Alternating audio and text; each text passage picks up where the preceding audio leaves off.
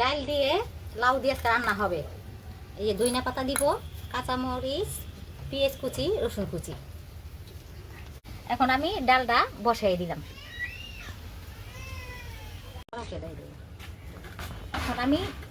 এখন আমি 4টা কাঁচামরিচ দিলাম ডাইলে, একটু পেঁয়াজ কুচি দিয়ে দিলাম, হাত মতন একটু লবণ দিয়ে দিলাম। এখন আমি নেড়ে চেড়ে দিচ্ছি।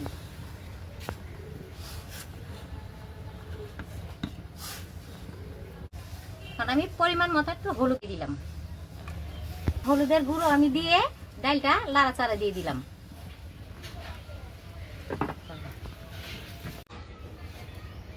এখন আমি ডালটা গোটা দিচ্ছি।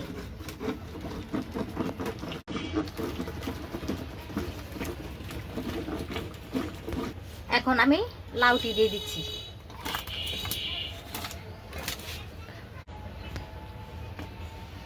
এখন আমি নেড়ে ছেড়ে ঢেকে দিব। এখন আমি ডালটা ঢেকে দিচ্ছি। এখন আমি ঢাকনাটা নামিয়ে ফেলছি।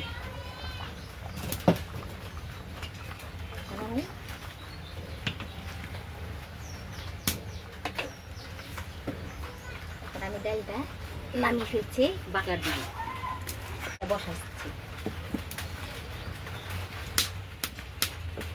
এখন আমি পরিমাণ মতো তেল দিচ্ছি।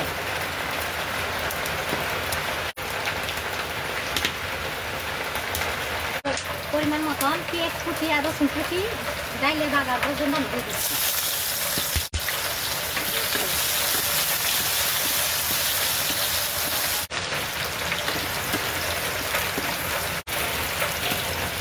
এখন আমি তেলটা ডাইলে ঢেলে দিব, বাগারটা দিয়ে নিলাম।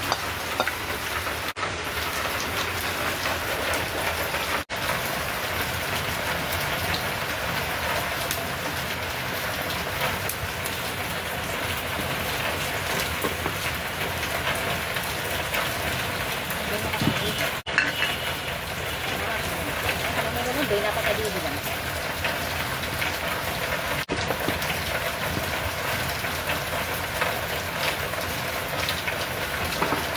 আমি এবার ঢেকে দিচ্ছি।